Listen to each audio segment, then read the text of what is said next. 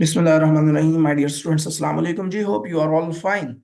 Okay well, आज हमने जो है वो हमारा आज का लेक्चर बेसिकली इस बात पे होगा कि हमने देखना है कि एसपीएसएस पर की शीट पर हम आइटम्स को कैसे कंप्यूट करके एक total number of that particular scale जो है वो हासिल कर सकते हैं। मसलन जब हम एसपीएसएस की शीट पर आइटम्स डालते हैं, डाटा एंटर करते हैं, तो हम आइटम वाइज करते हैं। यानी ये क्वेश्चन वन था, पार्टिसिपेंट वन का, उसका डिप्रेशन के स्कोर थे, ये उसके सेल्फ स्टीम के स्कोर थे। तो हमने आइटम वाइज जो है ये स्कोर यहाँ पे डाले हुए हैं। लेकिन होता क्या है बेसिकली, जब हम इसको हमने फर्दर एनालिसिस करना होता है, लाइक हमको रिलेशन मालूम करना चाह रहे हैं, या हम रिग्रेशन या टी टेस्ट या अनोवा वगैरह लगाना चाह रहे हैं, तो हम एक पूरे क्वेश्चन ईयर का एक टोटल स्कोर भी चाहिए होता है। यानी इन सबको जमा करके एक टोटल स्कोर भी हमें चाहिए होता है। तो हमने आज देखना ये है कि इनको हम जमा कैसे करेंगे। इस पर्टिकुलर डिप्रेशन के जो डीईपी 1 2 3 4 5 आइटम्स हैं, इनका हमने एक स्कोर कैसे हासिल करना है, ताकि उसको लेकर जो है वो हम फर्दर अपना एनालिसिस में जा सकें। तो किसी भी वेरिएबल का उसको कंप्यूट करने के लिए आपने सबसे पहले आ जाना है ट्रांसफॉर्म पे ऊपर, उसके बाद नीचे कंप्यूट वेरिएबल, और फिर यहाँ पे आपने आ जाना है, और यहाँ पे आपने जिस भी वेरिएबल को जो है वो कंप्यूट करना है, उसका आपने टाइटल लिख देना है। लाइक मैं डिप्रेशन को करना चाह रहा हूँ, तो मैंने डीईपी लिख दिया डिप्रेशन। और उसके बाद जो है वो मैं नीचे आ जाऊंगा, डिप्रेशन के जितने भी आइटम्स हैं उनको मैं इस राइट साइड वाले बॉक्स में ले आऊंगा जहां पे लिखा है न्यूमेरिक एक्सप्रेशन, ताकि जो है वो इन सबको जमा करके एक ही डिप्रेशन की एक ही वैल्यू निकाली जा सके। फॉर एग्जांपल ये आइटम नंबर 1 है, इसको मैं इस क्लिक किया और इस एरो पे क्लिक करके मैं इसको यहाँ पे ले आया। आपने फिर प्लस का साइन एंटर करना है। आपके कीबोर्ड पे जो न्यूमेरिकल वैल्यूज के साथ जो प्लस का साइन होता है उसको आपने क्लिक कर देना है।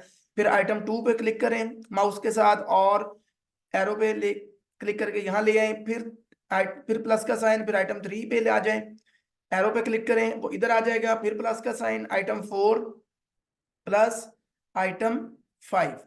अब ये आपके पास 1 2 3 4 5 यानी डीईपी 1 2 3 4 5 आ गए। इनको हमने जमा करना है, तो आपके पास डीईपी यानी डिप्रेशन की एक वैल्यू आ जानी, जिसको आप फर्दर एनालिसिस में ले जाएंगे या इस्तेमाल कर सकते हैं।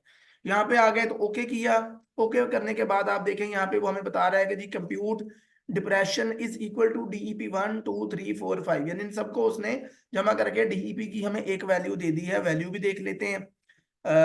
आ जाए यहाँ पर, ये हमारी शीट थी, और ये देखें ये डिप्रेशन की हमें वैल्यू मिल गई। इनने 1 2 3 4 5 आइटम्स को उसने जमा किया है, और ये डिप्रेशन की उसने एक मेन वैल्यू हमें दे दी है। इसी तरह अगला वेरिएबल हमारा सेल्फ स्टीम है। सेल्फ स्टीम को हम क्लिक करते हैं यहाँ पे ट्रांसफॉर्म पे, कंप्यूट वेरिएबल, और ये जो पहला डाटा था इसको खत्म करने के लिए रीसेट, नीचे ये देखें रीसेट पे क्लिक करेंगे, डाटा खत्म हो जाएगा। अब हमने बनाना है सेल्फ स्टीम को कंप्यूट करना है, तो यहाँ पे टारगेट वेरिएबल में क्या लिखेंगे, सेल्फ स्टीम। यहाँ पे आप सिंपल SE लिख दीजिए। ठीक है, उसके बाद आप आ जाएं SE1 नीचे इस रो में के जिन जिन आइटम्स को आपने उठाकर यहाँ पे ले जाके जमा करके इसकी वैल्यू मालूम करनी। SEP1 arrow plus SEP2 arrow plus SEP3 arrow plus SEP4 arrow plus SEP5 arrow plus. अब ये क्या आ गया आपके पास, सॉरी ये एंड पे आपने प्लस नहीं डाला। ठीक है, ये आपके पास 5 आइटम आ गए सेल्फ स्टीम के, 1 2 3 4 5। इनको कंप्यूट करना है, तो सेल्फ स्टीम की एक वैल्यू आ जानी। यहाँ पे ओके कर दें। ओके करें तो आप देखें यहाँ पे आ गया compute SE is equal to 1 2 3 4 5, यानी इन सबको उसने मिला के SE की एक वेरिएबल निकाल दी है। अब हम इसको वेरिएबल को भी देख लेते हैं वैल्यू को। अब यहाँ पे आप देखें हमने वो विंडो ओपन की, वर्कशीट खोली, तो हमें पता चल गया कि सेल्फ स्टीम की जो है यहाँ पर आपके पास पूरा कॉलम एक आ गया कि इन वैल्यूज को, ये सेल्फ स्टीम की वैल्यूज जो थी इनको जमा करके ये एक वैल्यू हमें बता दी गई है। तो अब इन दोनों, चूंकि आपके पास ये मेजर वैल्यूज आ गई हैं, अब तो डीईपी का टोटल स्कोर आ गया क्वेश्चनियर का, यहाँ पे भी टोटल स्कोर क्वेश्चनियर का आ गया, तमाम पार्टिसिपेंट्स का। अब आपने फर्दर एनालिसिस में जाना है। फॉर एग्जांपल आप करना चाह रहे हैं जनाब, कोरिलेशन देखना चाह रहे हैं, तो आप एनालिसिस पे जाएं, कोरिलेट बाई वेरिएट पे आ जाए, और जिन जिन वेरिएबल का आपने कोरिलेशन देखना है, लाइक हमारे पास नीचे वेरिएबल मौजूद आ गए थे, ये डीईपी एंड डिप्रेशन का स्कोर ले लिया था हमने, सेल्फ स्टीम का ले लिया था।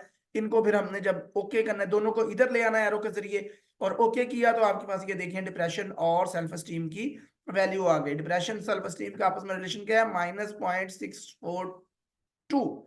तो ये जो बेसिकली जो है आपको इसने दे दिया। ये सिग्निफिकेंस लेवल चूंकि ये अभी सिग्निफिकेंट नहीं है, इसमें आपने नहीं जाना, क्योंकि हमने जो डाटा लिया था वो डमी लिया था, उसमें हमने कोई रिसर्च बेस्ड जैसा नहीं था, सिर्फ आपको समझाने के लिए वो डाटा लिया गया था, जिसका मकसद ये था कि आपने वेरिएबल्स को कंप्यूट कैसे करना है फर्दर एनालिसिस के लिए। ठीक है, तो ये था हमारा आज का लेक्चर। होपफुली आपको समझ आ गई होगी। अगर कोई चीज समझ नहीं आती तो आप मुझे कमेंट कर सकते हैं, मैं कोशिश करूंगा कि जल्दी से जल्दी आपके सवाल आपके जवाब दूं। अपना बहुत सारा ख्याल रखिएगा। Thank you. अल्लाह।